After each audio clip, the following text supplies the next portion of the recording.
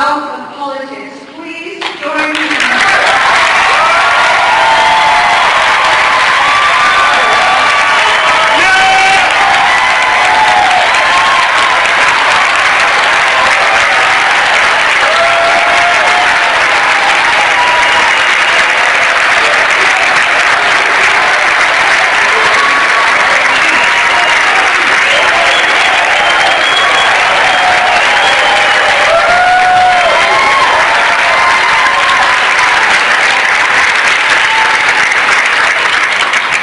Thank you so much for that very kind introduction. Thank all of you very much for being out this evening. You know, as I go around the country, come from Iowa, New Hampshire, and other states, I find it amazing when people tell me back in Congress that folks are giving up on the political process. People don't want to be involved. This crowd tells me that is not the case. You do want to be involved.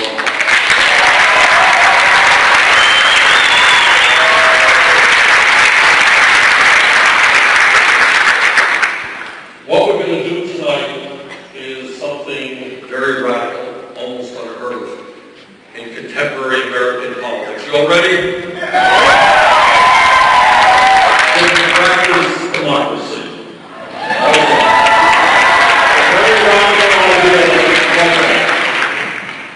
And what we're going to do is take a hard, 1200 look at the real problems facing our country. Nothing fancy, no PowerPoints here, no advanced plan. We're just going to tick them off, and we're going to see how we can resolve them. But the first point I want to make before I get into some of the specific issues is to tell you what no other candidate for president will do. And it's not a happy thought that I'm going to share with you, but it's the truth, and it's important that you understand it. I don't come before you and say, elect Bernie Sanders president, I'm going to solve all of the problems. Because that's exactly not the case. No person, not Bernie Sanders, not somebody who's smarter than I am, harder working than I am, nobody can solve the issues facing the middle class and working class of this country unless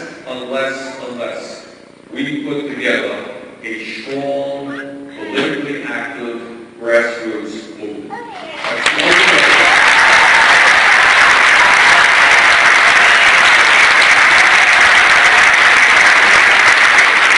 I have a lot of respect and affection for President Obama. He's a friend of mine. And we disagree on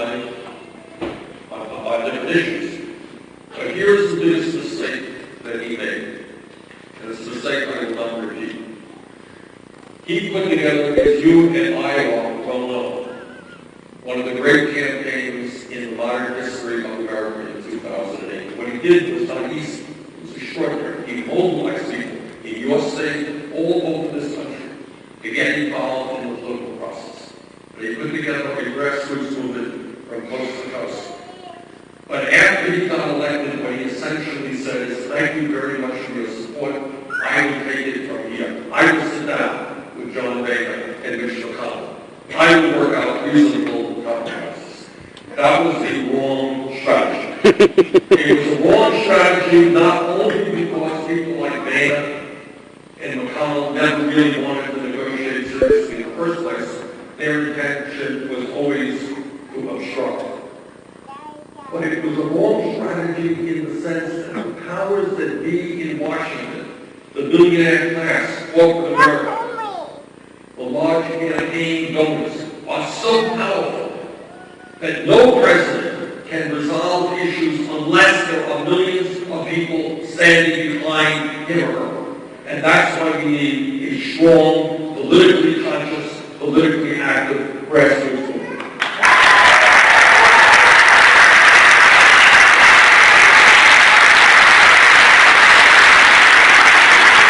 And I say this, mostly photographers. There may be one or two news stations, but mostly photographers. But I say in all sincerity, us. It's not Bernie. It has to be us. The goal is not electing somebody president. The goal is transforming transforming American society. And the only way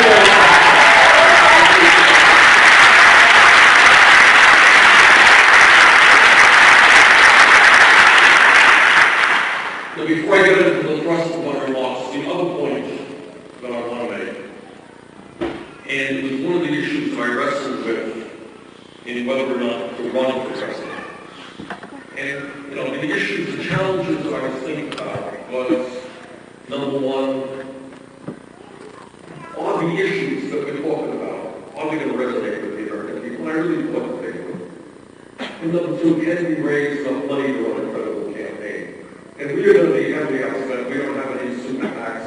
We don't have billionaires funding us. But we're getting tremendous grassroots support. 280,000 contributors, $35 a piece. We have enough.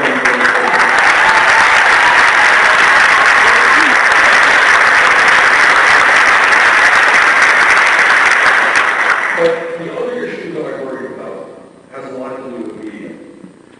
Because the media in general looks at politics as if it were a soap opera or a baseball game. What do I mean by that? What I mean is, you know, a baseball game, how's the quarterback ball doing? Was the left tackle injured in practice? And in politics, is how the polls going, how much money is somebody raising? Did somebody say something dumb yesterday that we're repeating on television over and over again? What did Donald Trump do yesterday? And we'll cover the food fight within the Republican Party. But all of that type of stuff reflects attention from the real issues. This issue campaign is not about Jeb Bush, Hillary Clinton, or Bernie Sanders. You know what it's about? It's about you.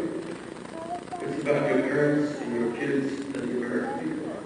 And what we have got to do is place the issues that are of importance to the American people flat on the table. And we need a national conversation to resolve these issues. And the other point that I would make about that is that some of you came here today thinking, well, you know, you're really radical, and you're on the cutting edge, and the ideas that you hold, well, maybe a lot of people don't agree with you, but you're proud to hold them. Let me give you some bad news. And that is the ideas that we share together, in fact, are supported by the vast majority of the American people.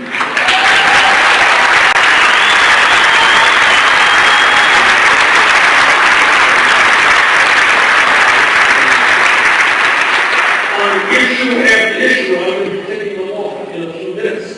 Vast majority of the American people support us. Now, I know here in Iowa, you get a lot of attention from politicians, right? And you see one or two political ads, right? Here's one ad you will never see. You will never see a Republican putting a 30-second ad on Iowa television which says, vote for me so I can cut Social Security and Medicare and give huge tax rates to billionaires, and I would appreciate it. The theater holds 1,200-ish. There's a few empty seats, so anywhere between 1,000 and 1,200. On issue after issue, the Republican Party is a free. This will be an actual town hall. About halfway through, we will start taking questions from the audience. The recently passed Republican budget threw 27 million people off of health care, made massive cuts in Medicaid, Iowa for Bernie. Massive cuts in nutrition, cut Pell Grants to the college protocol by $90 billion over a 10-year period, raised taxes on low-income working people, and gave $250 billion in tax breaks to the top 0.2%. My point is, not only is that an outrageous budget, it is way out of touch with where the American people are. How many people do I have? I say this, not just you, but the Republicans and I working class people. Do you really think your party should be cutting health care, education, nutrition, and giving tax rates to billionaires?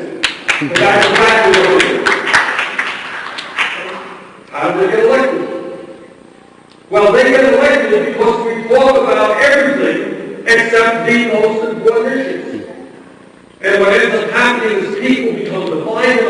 on one issue after another, and that's how they get elected. So let's talk about the real issues that the American people are concerned about. And let me start off with an issue that I feel very, very strongly about, and that is the issue of income and wealth inequality in America today.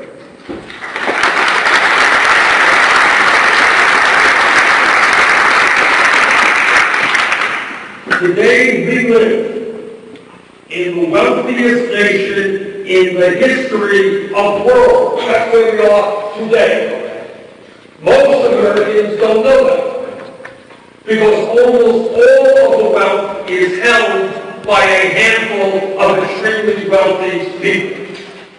Today in America, we have more wealth and income inequality than at any time since 1928. Today in America, the top 1/10 of 1% owns as much wealth as the bottom 90%. 1/10 of 1%. Today we have one family, the owners of the Walton family, the owners of Walmart, own more wealth than the bottom 40% of the American people. In the last 2 years, 16 of the wealthiest people in this country saw their wealth increase by $157 billion. That increase in wealth in a 2-year period is more wealth than is owned by about 130 million Americans. Today in America, 58% of all new income generated is going to the top 1%. And what this campaign is about is sending a very loud and clear message to the billionaire class. And that is, their greed is destroying the United States of America.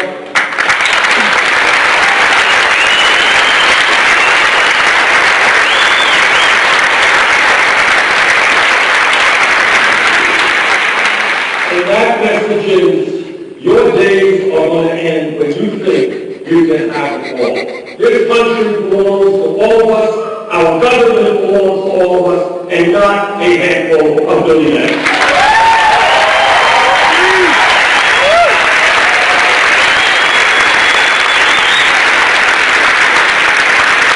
Hi, Jaco, are you here, or do you know the space intimately? To the billionaire class is you cannot continue to get huge tax breaks while children in America go hungry.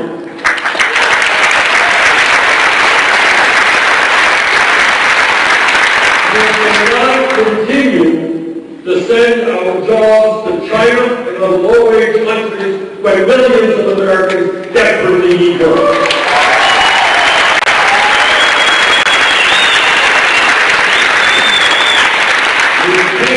Continue to hide billions of dollars in corporate profits in the Cayman Islands, Bermuda, and other tax havens when we have enormous amounts of unmet needs in America. You are going to start paying your fair share.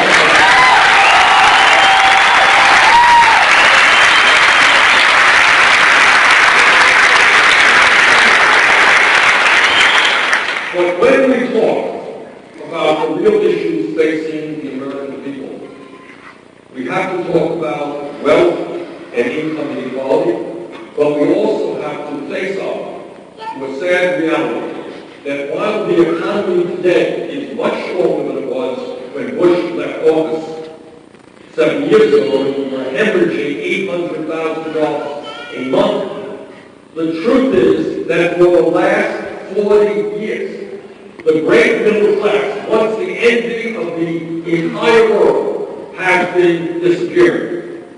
Despite a huge explosion of technology and the fact that American workers today are much more productive than they used to be, we have millions and millions of people in Iowa, in Vermont, all over this country, who are working longer hours for lower wages. In my state, and I expect in Iowa, it is not uncommon for workers to work not one job, not two jobs, but occasionally 3 or 4 jobs, just to cobble together some income and some health care. We'll only win if you guys get out to knock on doors and pull people to the polls on primaries, caucuses, and general election day. We can only win if we make it a true political revolution. Every month, nobody comes out with a statistic which tells you what the official unemployment rate is. Official. Official does not include those people who have given up looking for work and those millions of people working part-time when they want to work full-time. Many people now get jobs that are part-time when they need full-time jobs. If you add people who are unemployed, the people who have given up looking for work, the people who are working part-time, real unemployment in America is 10.5%. That is a crisis situation. And now let me tell you something that is much, much worse. And is an issue that we haven't talked about. One of the fun things about running for president. Go Panthers. Is that you have the opportunity to talk about issues, to bring issues out from under the rug that need to be talked about. And here is one of them. We have a horrendous crisis in Go this country Hawkeyes. in terms of youth unemployment. We don't talk about it, but it's real. Let me tell you what I mean. Right now, if you are a high school graduate in America, and you're between the age of 17 and 20, if you are white, your real unemployment rate is 33%. If you are Hispanic, your real unemployment rate is 36%. If you are African American, your real unemployment rate is 51%.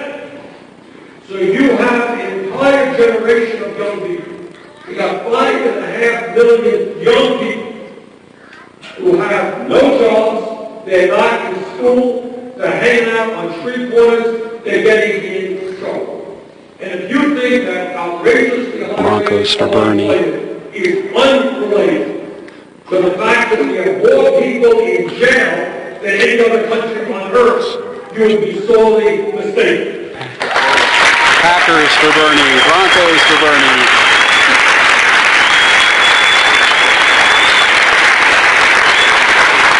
Vikings for Bernie. It seems to me that if we were concerned about young people, and by the way, if we were concerned about saving money and keeping people out of jail, then it makes a lot more sense to invest in jobs and education rather than incarceration and jail.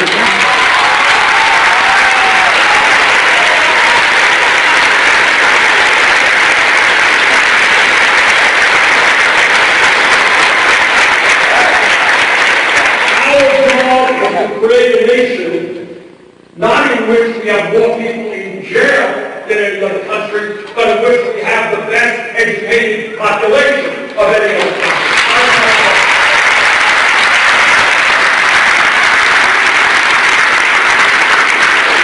And when we talk about why the middle class is disappearing, and why people are working longer and longer hours, and white people have 2 or 3 jobs.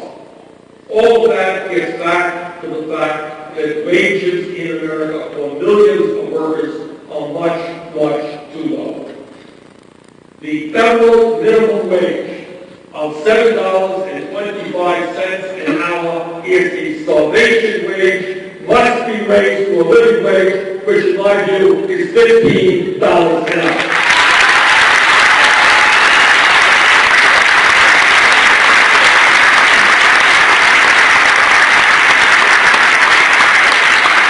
It is not a radical idea to say that if somebody works 40 hours a week, that person should not live in poverty.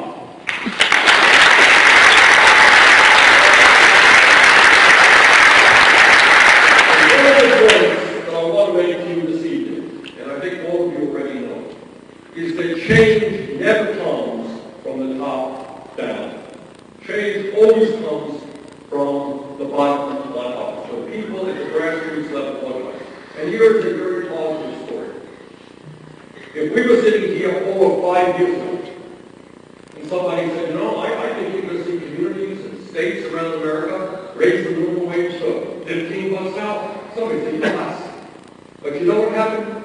A lot of very brave fast food workers went out on strike. They went out on strike in hundreds of cities around America. I watched one just the other day in Washington, D.C. And what you are Thank you for tuning in. Those strikes and grassroots activism for the last 3, 4, 5 years is suddenly Seattle, Washington says, we're going to raise the minimum wage $15 an hour. San Francisco says the same. Los Angeles says the same. The other day, New York State says the same. That happens because millions of people stand up and they reach out to their brothers and their sisters and their fellow Americans and they say, we can't make it on $7.25 or $8 an hour. And the American people say, yes, you're right. And now is the time to raise the federal minimum wage to $15 an hour.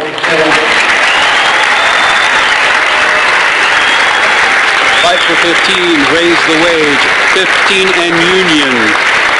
Solidarity for our brothers and sisters. When we talk about wages, when we talk about income, we need every man in this room to stand with women and say that it is wrong, unacceptable, that women make 78 cents on the dollar compared to men.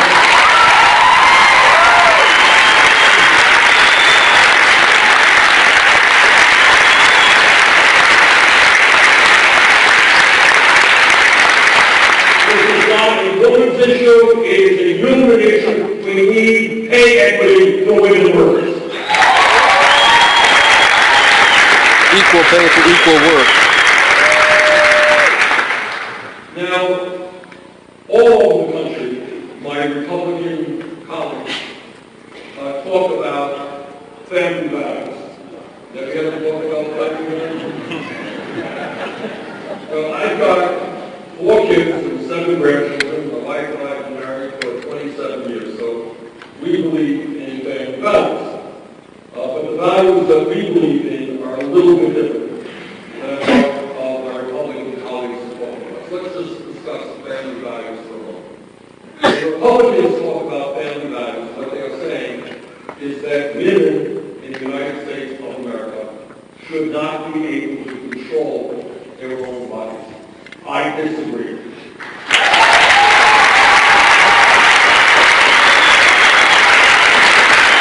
Stand with Planned Parenthood.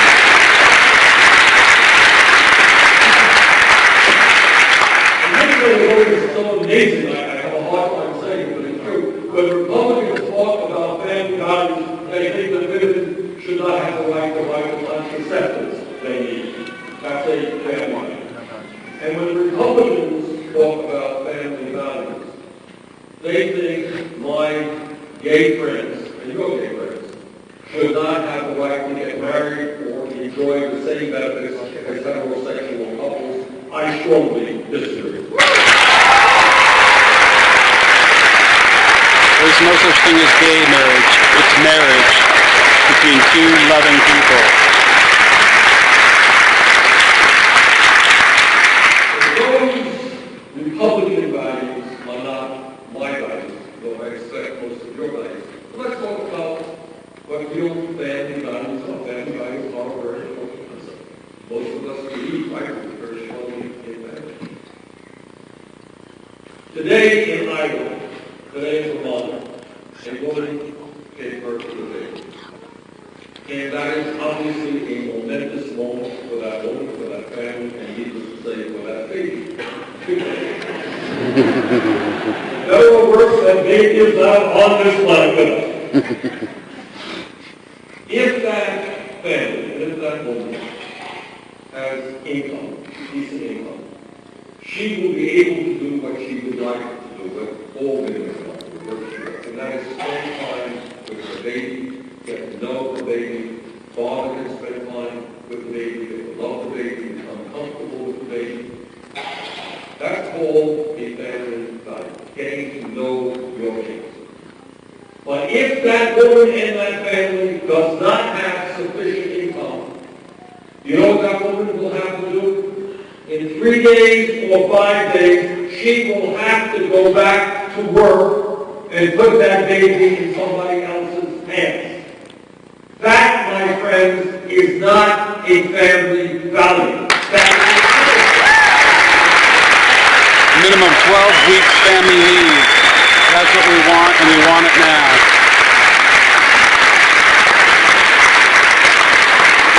And that is why I have supported in the Senate and will demand as President of the United States that the United States of America end the international embarrassment of being the only major country on earth that does not guarantee family and medical leave for moms and dads.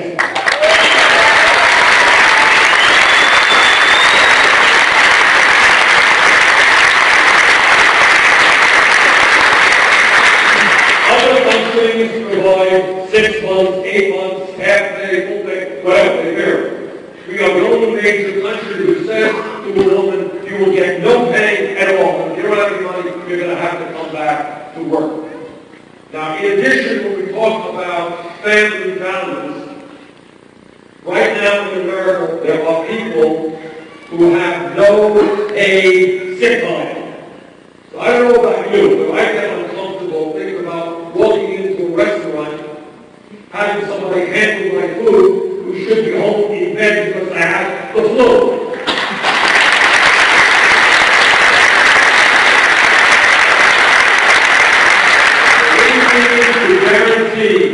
Sick time to working people for when they themselves are ill or when their kids are ill. Other point that I want to make is when you look around the world in terms of what goes on with workers, this is what you find.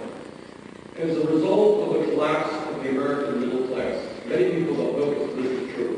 Our people now work the longest hours of any people in the industrialized world.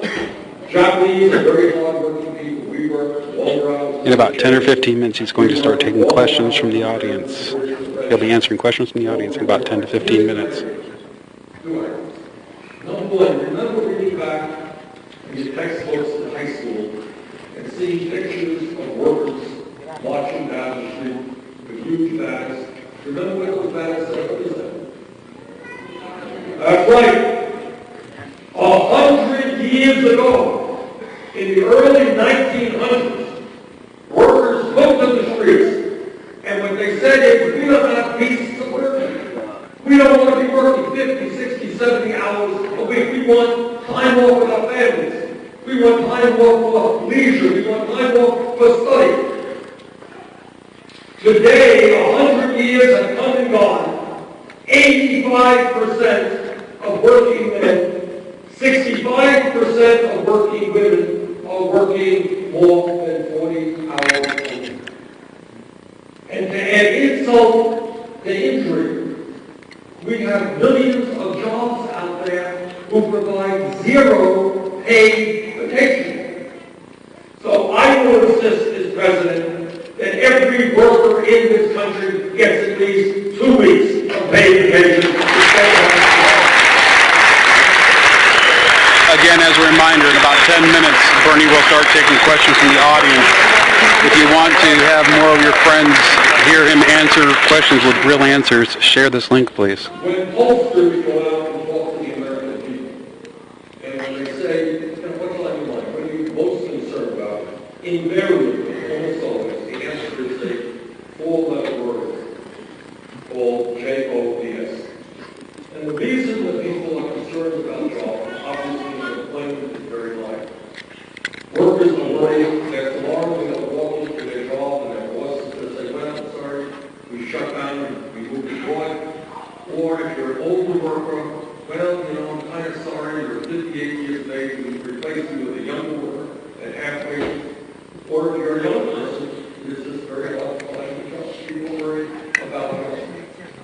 In my view, what we need in this country is a major jobs program sponsored by the federal government to put millions of people back to work.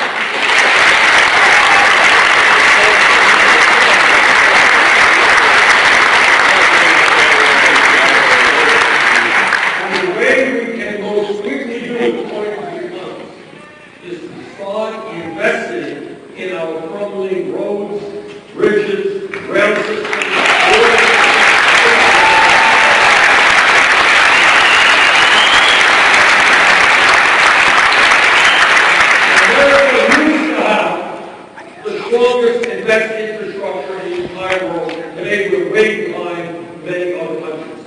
Thousands of bridges all over this country are in desperate need of repair. Water systems, wastewater plants, way out of date. We can invest $1 trillion in a 5-year period and create 13 million decent paying jobs, making our country safer and more productive, and that is what we will do.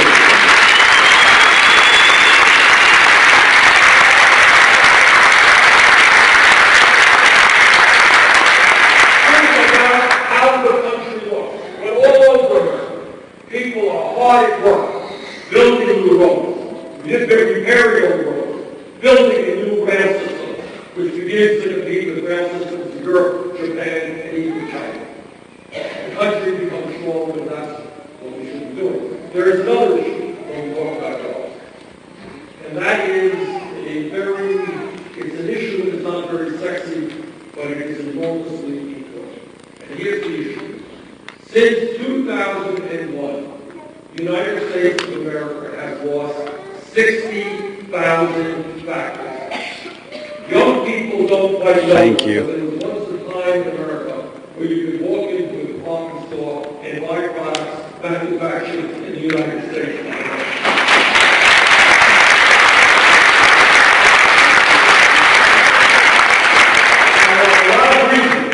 Why we have lost 60,000 factories and millions of decent paying jobs. Automation and funding. But another reason is our disastrous trade policy. That's right, we want fair trade, not free trade. No trade policies are going to be put on the table and analyzed. But all you should know is that since I have been in the House and then in the Senate, I have voted against NAFTA, against CAFTA, against permanent global trade relations with China, and I'm going to do everything that I can do to defeat this trans-Pacific. Down with the TPP.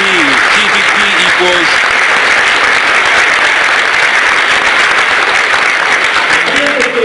Tip politicians prolifically.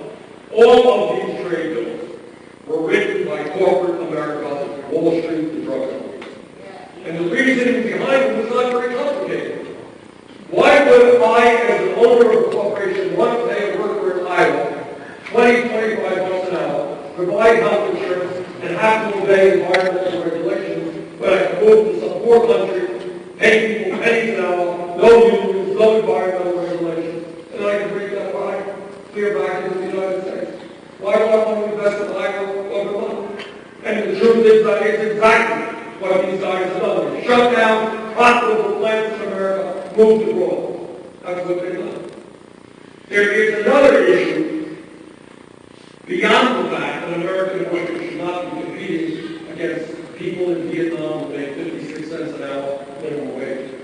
There was an issue called the investor-state dispute resolution process. Let me just tell you a little bit about that, because again, this is the TPP. In Honduras is a very small Latin American country. They had a president who was an oncologist, who's something about this. He worked very hard to make sure that his kids did not get hooked on cigarettes. Honduras was sued by Philip Morris, largest tobacco company in the world. Why were they sued? They were sued because they were hurting Philip Morris's future There's products. not any empty seats to move Philip closer. Morris's future profits were based on hooking kids into And we're smoking nice here in cigarettes. Iowa. We don't elbow in. And their government said no. And that dispute is now before an international tribunal. And we don't know how it will turn out. Because what these trade agreements are based upon are the needs for corporate profits. And if Philip Morris can make the case that government policy was successful in keeping kids Thank you for from watching. smoking, Make sure to it's share it. possible they will lose that case. Those are not the types of trade agreements the United States of America should enter into. in a state where there's a campaign office, please consider knock on doors this weekend. Remind folks to be part of the town hall on next Wednesday night. Find a house party, sign up for next Wednesday. To work hard to protect the health of our people, to protect our environment, and not simply have to bow down to the needs of corporate profits.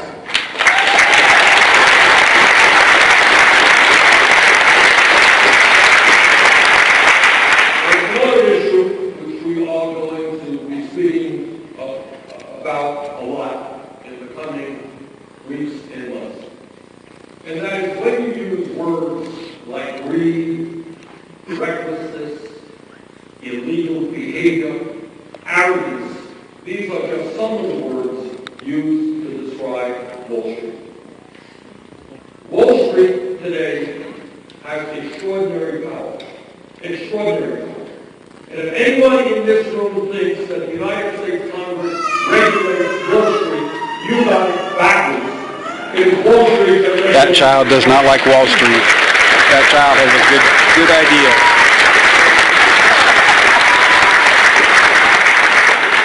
Back in the 1990s, you had Democrats and Republicans, liberals and conservatives, coming together to talk about the need to deregulate Wall Street.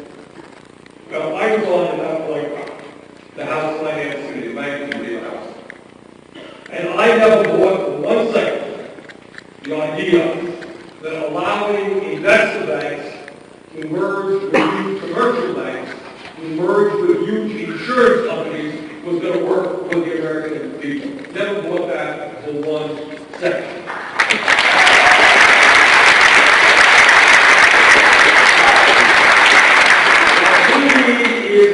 What is called a boring banking system. You know what that means? A boring banking system is what banks used to be. You put your money in the bank, they provide low interest loans for people who want to buy homes, want to start businesses, want to create jobs. It is pretty boring.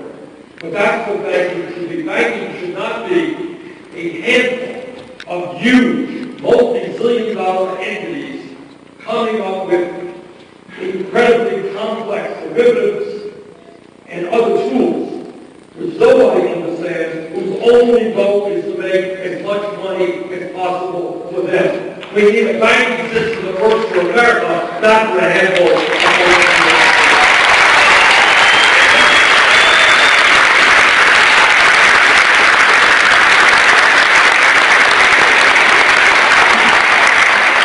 We have today a banking system in which the largest 6 financial institutions have assets of about $10 trillion. That is equivalent to 60% of the GDP of the United States of America. Most of the banks that we bailed out because they were too big to fail are much larger today than they were when we bailed them out. So you're dealing with 2 issues. Number one, the fear that it could be in another too big to fail scenario. But secondly, the stranglehold that these huge financial institutions have on our entire economy. In my strong view, if a bank is too big to fail, it is too big to exist. It is time to grow them up. Break up the banks. It's time to break up the monopolies.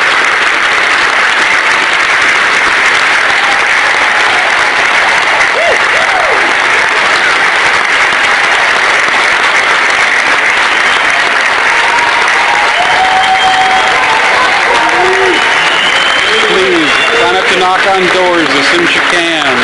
Please attend a town hall house party this next Wednesday.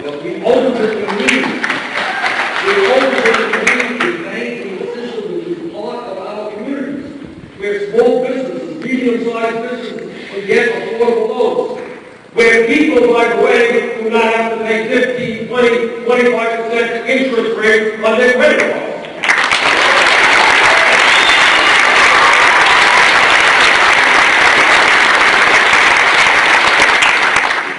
One of the problems I have, no matter how long I talk, sometimes I do a lot of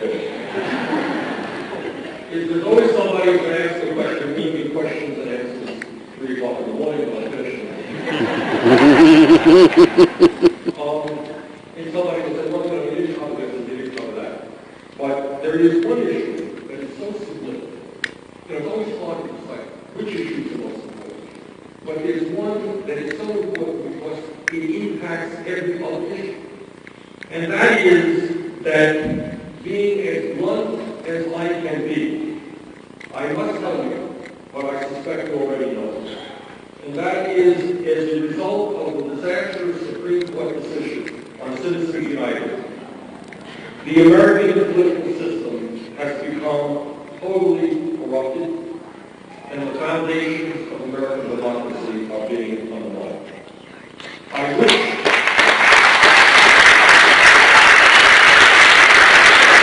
Get corporate money out of politics, public funding. I wish I did not have to tell you that, but it is the truth. What the Supreme Court said by a tried-before decision, what they said to the wealthiest people in America, they said, okay, you guys already own much of the economy. Now we are going to give you the opportunity to own the United States government. That's essentially what the Supreme Court decision was about. And that is exactly what is happening right now. You think the situation is bad. It is worse than you don't. What you have right now are extraordinarily wealthy people like Sheldon Adelson, people like the Koch brothers, and many others, who are now spending unbelievable sums of money to elect candidates who will make the rich richer and everybody else poor. You think in Iowa you have the first caucus of the campaign season. Well, the truth is we had the first caucus many months ago in Nevada when Sheldon Adelson met with a lot of Republicans who told him how much they would do for him if he would give them hundreds of millions of dollars. We are living in a moment in history where, if you can believe this, the Koch brothers alone, Koch brothers are the second wealthiest family in America, worth about $85 billion.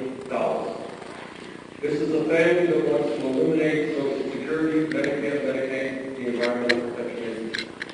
They, in this campaign cycle, are prepared to spend almost $1 billion to elect right-wing candidates all over the country. That $1 billion is more money than either the Democratic Party will spend or the Republican Party will spend.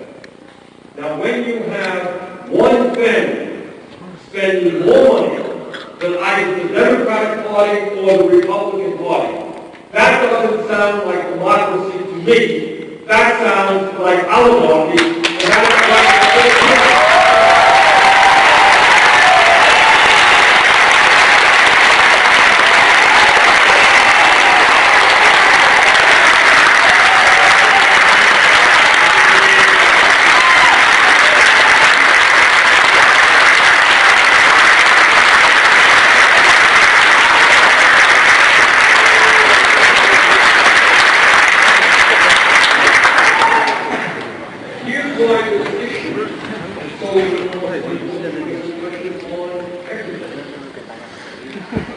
billionaires will count their employees as members of Congress.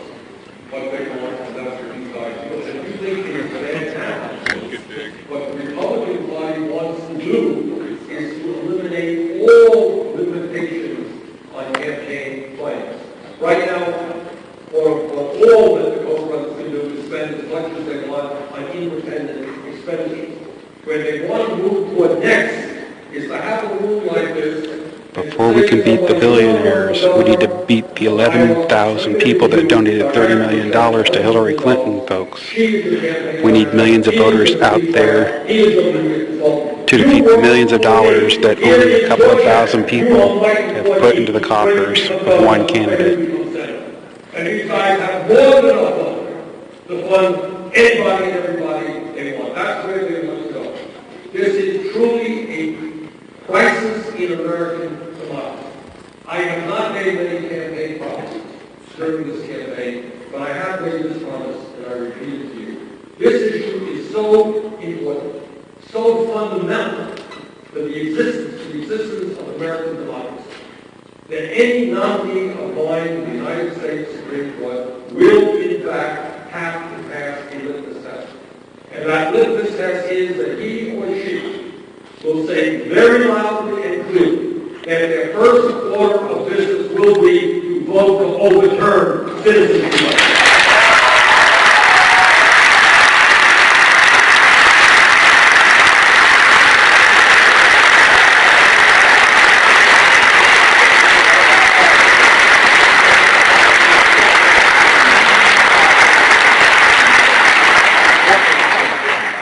But the truth is, if we want a vibrant democracy, we've got to go beyond overturning citizens' rights.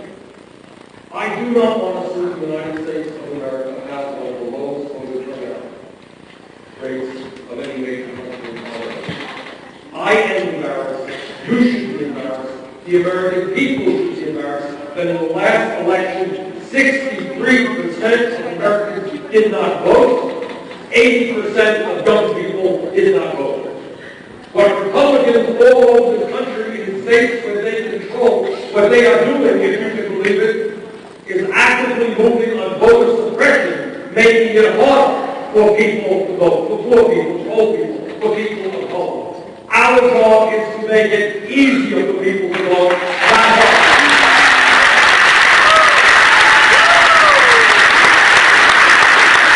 Your vote does count. Bring people out to the polls. I actually believe in democracy. And democracy means, by the way, that not everybody has to agree with us.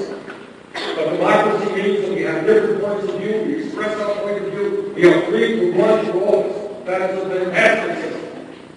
I do not want to see any person, middle class, working class, young person, who would like to get involved in politics, regardless of his or her views. I want to see that person get involved in the political process without having to beg money from wealthy people. And that is why I believe, from the bottom of my heart, that we have got to move toward public funding of elections. We want a debate. We want a debate. Hashtag dumb debate.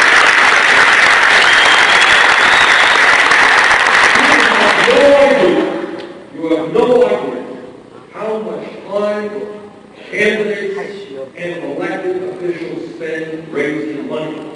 What we should be doing all over this country is having town meetings like this, where people get up and debate and talk about the issues, not having candidates, Democrats and Republicans, getting on the phone begging money for millionaires all over the country. That is a disgrace.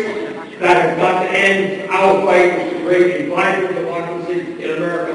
One person, one vote, not billionaires controlling the political process.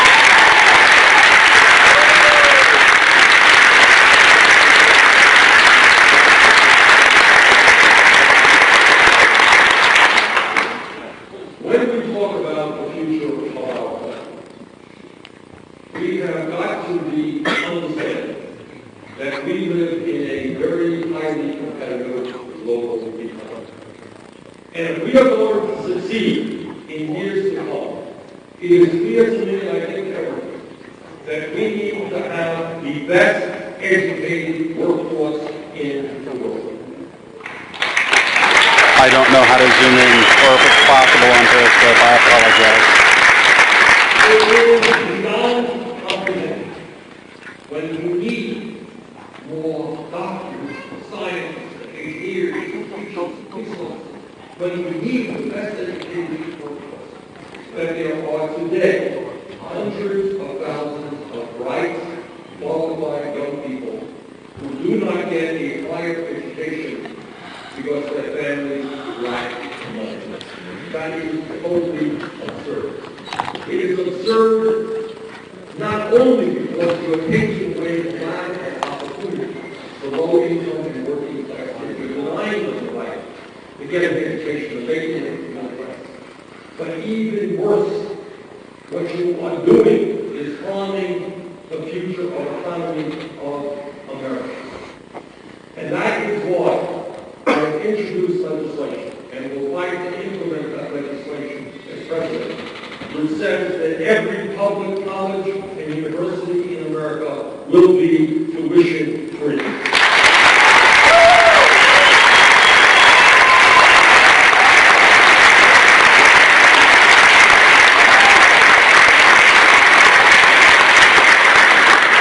An important idea, not only to enable kids in high school to be able to get a college education, is revolutionary in terms of what it will mean to education from kindergarten on up. And I'll tell you why.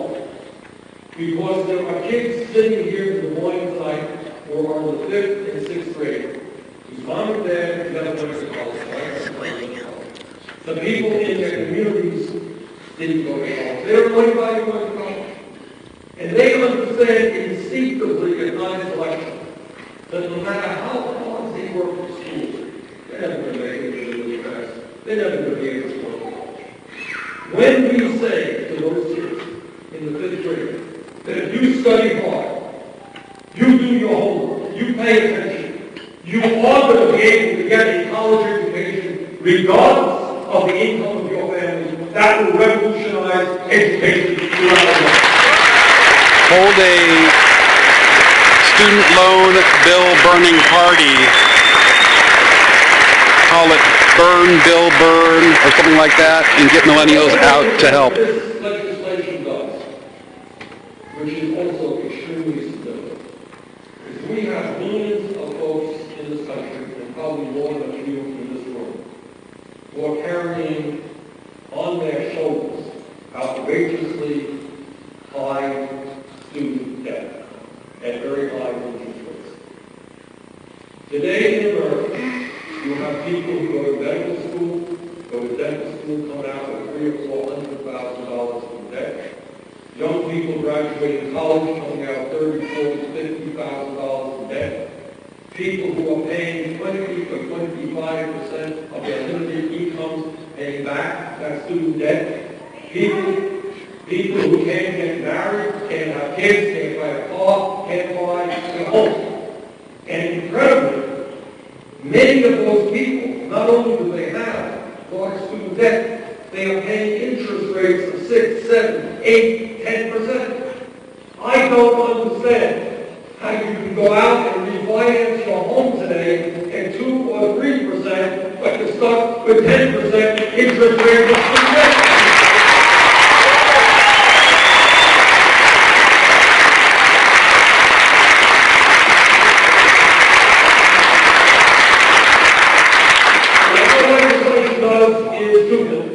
Number one, we allow people with student debt to refinance their loans at the lowest interest rate they can pay.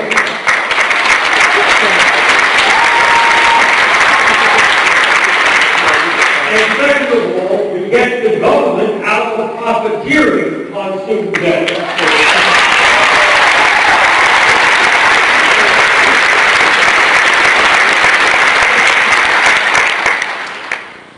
When we talk about our responsibilities as adults, as citizens, as parents, it seems to me that at the top of our responsibilities is the need to make certain that we leave this planet to our children and grandchildren in a way that is honorable.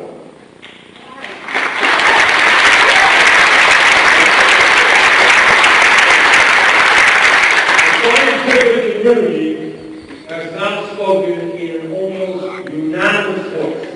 The debate is over. Climate change is real. Climate change is caused by human activity. Climate change is already causing devastating problems in our country and around the world. Look at California and water. Look at Pakistan in 2005 from the heat wave. And what the scientific community is telling us is that if we don't get our act together in a very short period of time, a bad situation is going to become much worse. And what that will mean is more drought, more floods, more extreme weather disturbances, more acidification of the oceans, more rising sea levels. And what the CIA and the Department of Defense tells us is that climate change is a major international security issue. Because you're going to have people all over the world who don't have water, who don't have land on which they can grow their food, fighting over limited natural resources. We have a moral obligation to work with other countries around the world, to lead other countries around the world in reversing climate change, reversing our energy system away from fossil fuels into energy efficiency and sustainable energies like wind, solar, geothermal, and other.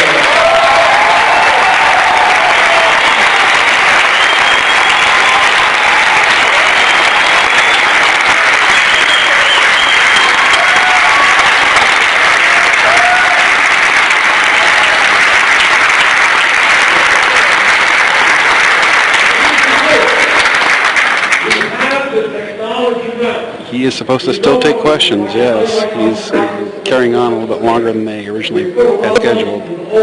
We reduce fuel bills and carbon emissions by 50% by weatherizing homes. We should be doing that all over America. Iowa is doing a good job on grid. We should accelerate that all over America.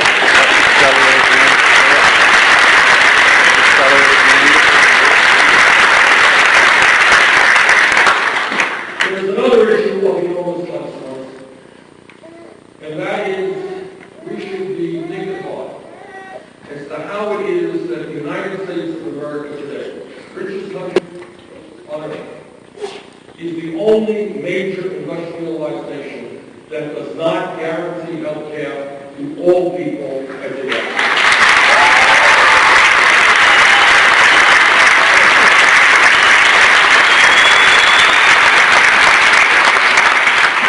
Here's the story. The Affordable Care Act has done a lot of good, providing insurance for millions of people otherwise would not have. That's good. But it's wonderful in terms of cost of payment. But at the end of the day, where we are today is that despite the Affordable Care Act, we still have 35 million Americans who have no health insurance, and we have many others who have large deductibles and co-payments who are essentially underinsured. Meanwhile, despite 35 million not having any health insurance, we end up spending almost twice as much per capita on health care as do the people of any other nation. In my view, we have got to come up and deal with two basic issues in terms of health care. As a nation, should we join the rest of the industrialized world and guarantee health care to all people as a right? I say yes. I say yes. Single-payer health care for all.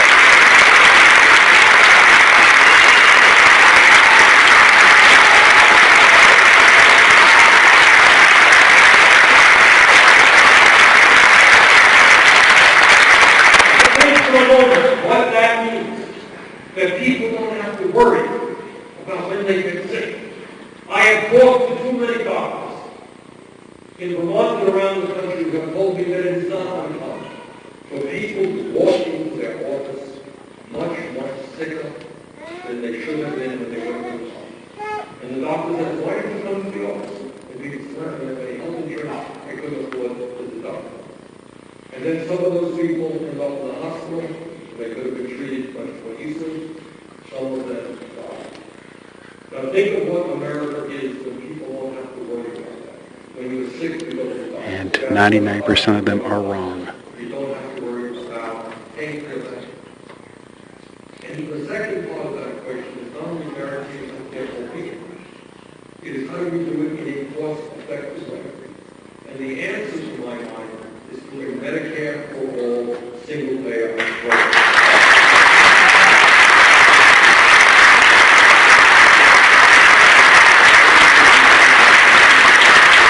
The American dream should be middle class. America has made a lot of progress in a number of areas over the last many years that we should be very proud of. If we were sitting in this room 30 years ago, I know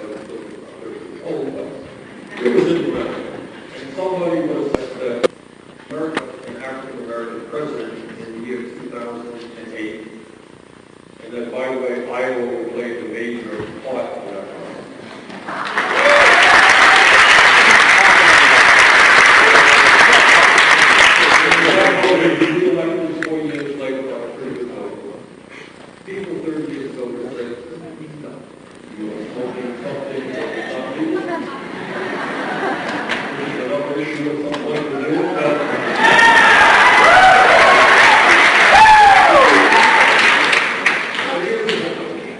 America, racism, system in America,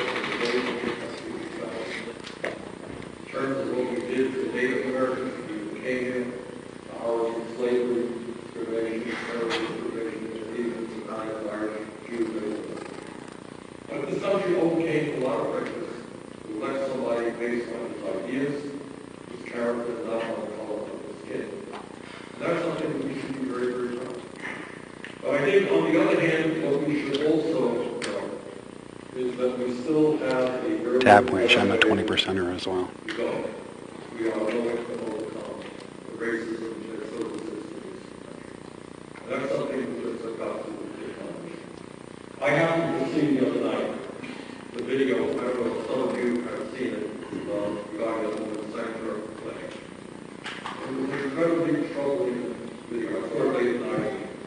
Disturbed and had a lot of sleep as a result. Of course, she is not the only African American who has been treated in that way. It's hard to imagine that she was white, that she was yanked out of her car, thrown on the ground, assaulted, and then sent to jail for the crime of not signaling a lecture. That is not one of the great crimes in America. That all of us have committed that crime. If we're not thrown to the ground, we are not arrested. This goes on all over this country.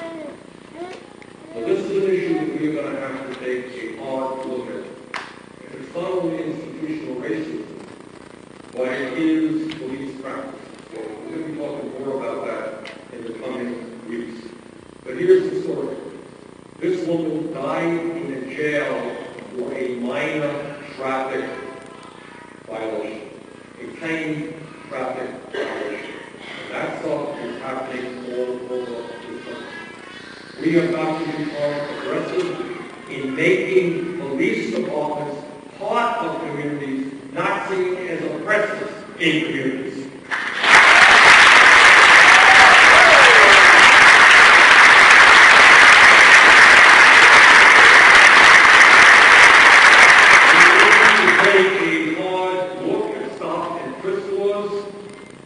And use of force procedures. There are obviously times when police need to use force, but there are other times when issues can be resolved without force. We need to make sure that when we have more people in jail than any other country, we get non-violent offenders out of jail.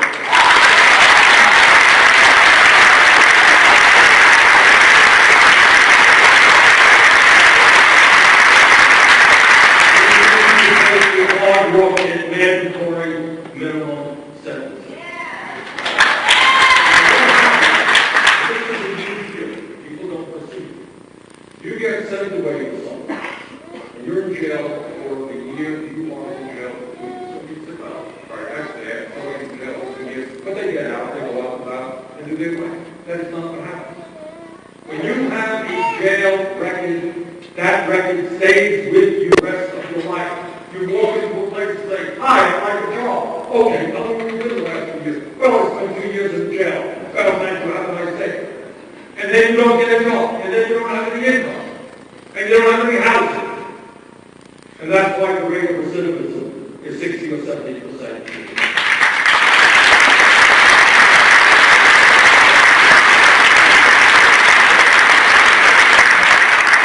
So this is a complicated issue. No easy solution, but it's one that we have to take a hard look at. Another issue that's out there that my friend Mr. Trump is talking about, and you got really bad. Let me think about the comments right there.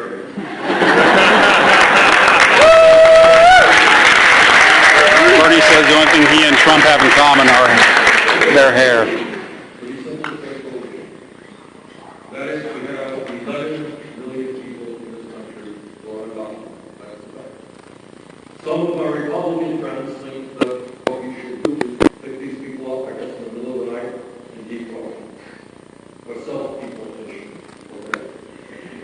strongly disagree. I want to make a point about undocumented workers. I'll tell you a little bit of a story. In 2007, I went to Immokalee, Florida. Anybody know where Immokalee, Florida is? All right. Immokalee, Florida is a town where they grow a lot of the tomatoes that are sold in McDonald's and Burger King. Not the highest quality tomatoes. And everybody in Immokalee knows exactly who the people are. Who are obviously defending those guys. They're undocumented workers. And the day that I went to Immokalee, oddly enough, was a front-page story that the U.S. Attorney... You asked anyone if they knew where this certain town of Florida was, and one person clapped. Holding people against their will. These people there had no right to work. That's how unknown the town is. But I guess they sold a lot of tomatoes to Burger King. I worked there, we had some success at a hearing in Washington, ended off improving life there a little bit, raising wages, improving working conditions. But here's the point. When you talk about undocumented workers in America, talk about illegal immigrants, understand that you have illegal employers in America as well.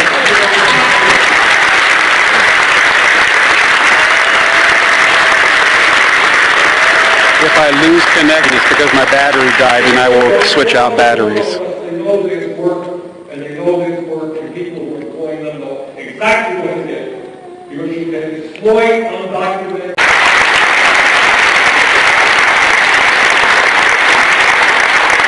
It will be a different link, so you have to check out BERNstormers on Twitter to find a new link if I do lose battery power.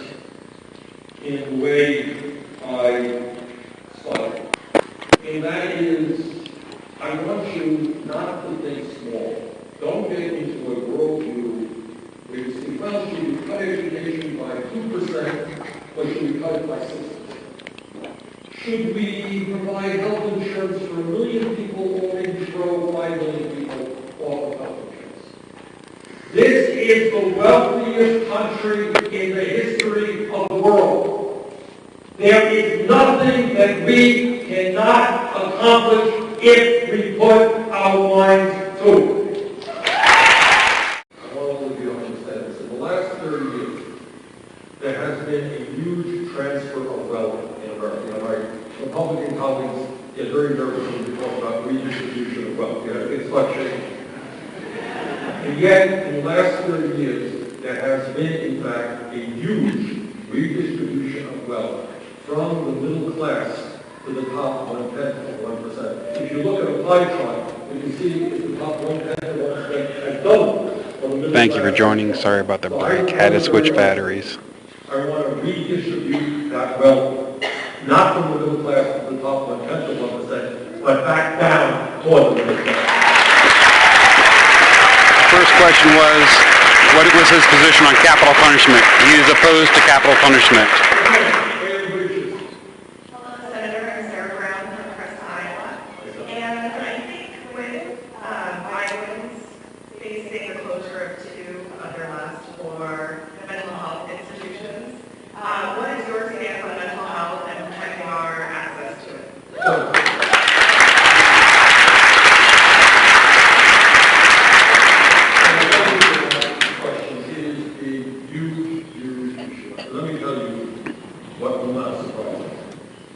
In my office, and I expect the offices of other senators and members of Congress, regardless of political view, we get calls that go like this. A woman calls up and says, I am very worried about my brother. I am worried that he will do something terrible to himself or somebody else. We are searching desperately to find mental health counseling that he desperately needs. We cannot find any. We have 500,000 veterans who came back from war in Iraq and Afghanistan who have PTSD or traumatic brain injury. We don't have the counselors and the mental health team to take care of them. We have thousands of people walking around this country who are homicidal, who are suicidal. We do not have the capability right now of dealing with that. We have got to create a system where when somebody needs mental health counseling, they walk into a facility and they get it immediately.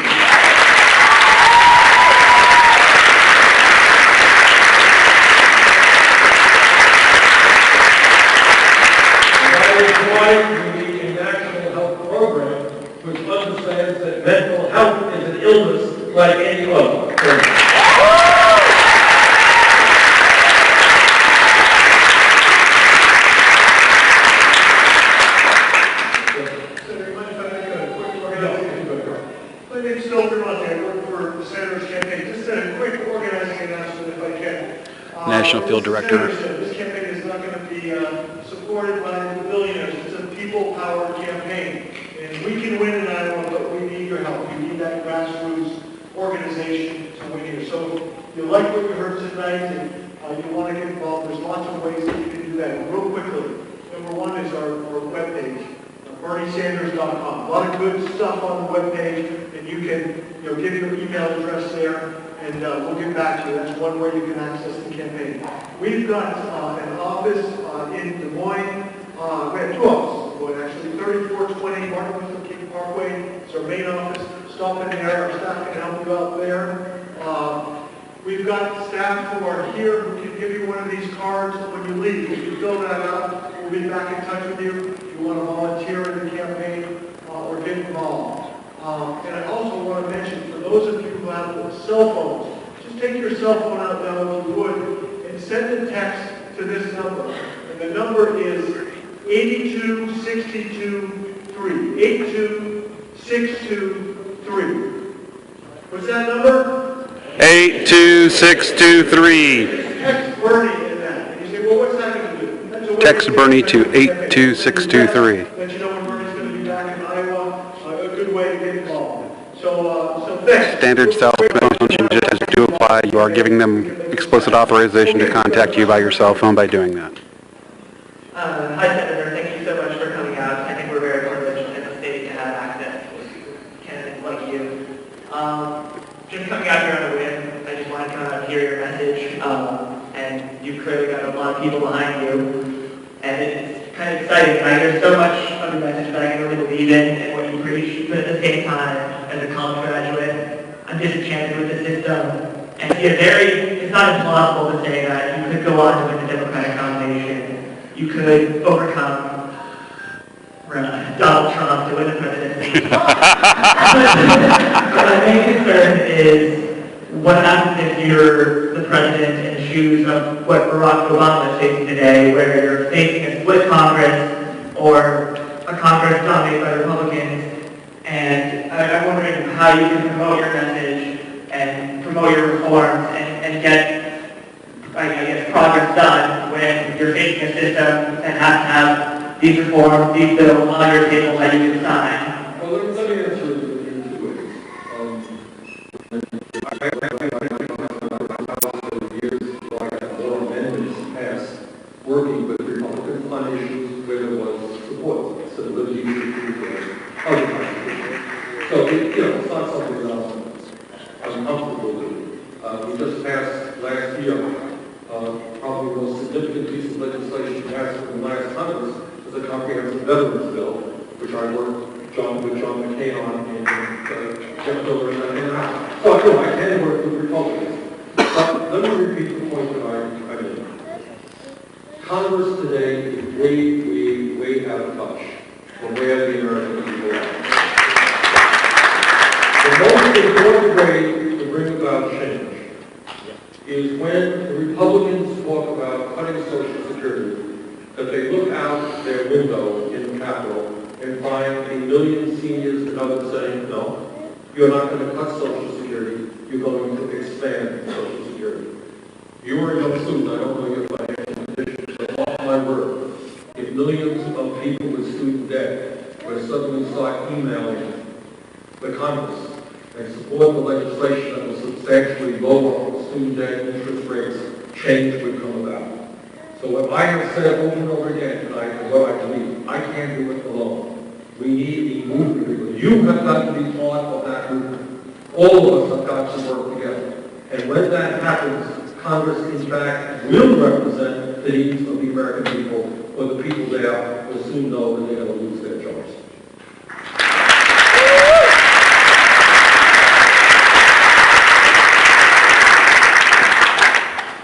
Good evening, Senator. My name is Adam Hudson, and I'm from Maine, Iowa. The question I have for you is a simple one, but possibly complicated answer. I wanted to get your understanding, or get an understanding of your take on gun reform and what, if any, steps you find necessary. I have questions. Everybody has questions on gun reform. I come from a very rural state, which has virtually no gun control at all. Yet, despite that, over my career, I have voted to ban certain types of assault weapons, which must be very difficult to vote from my state. Of course they I are. voted to close the so-called gun show loopholes, and maybe most importantly, I voted for instant background checks. Now,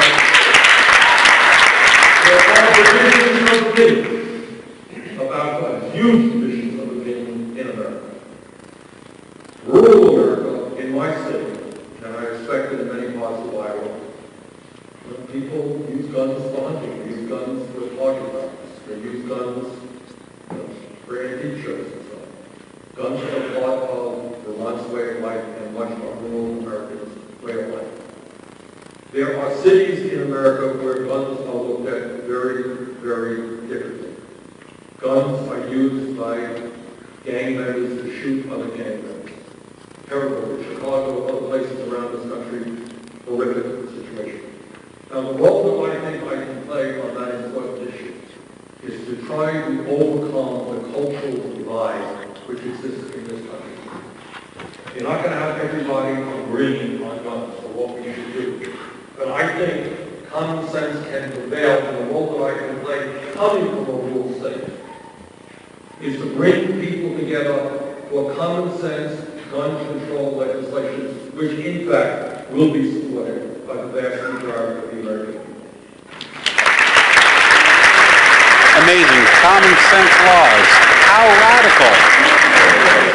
My name is Shasta Worthington. I'm a veteran, and I'm wondering, I've heard time and time again when I get a job, oh, I'm surprised they hired you, you're a vet. I'm wondering, is anyone monitoring how the unemployment rate of veterans are? And is there anything going to be done about it if it is high? Well, first of all, thank you very much for the service for our country.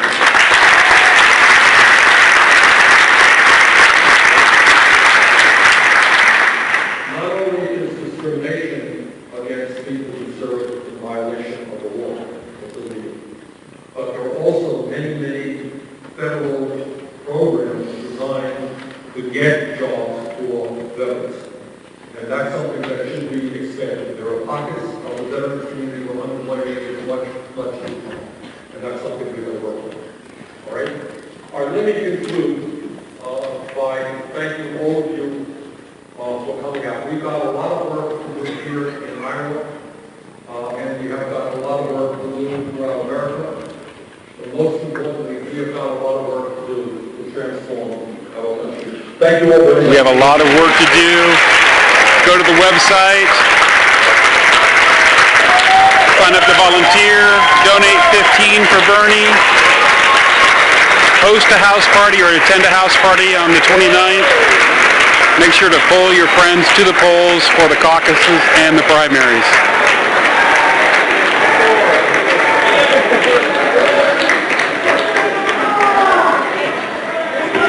Have a good night.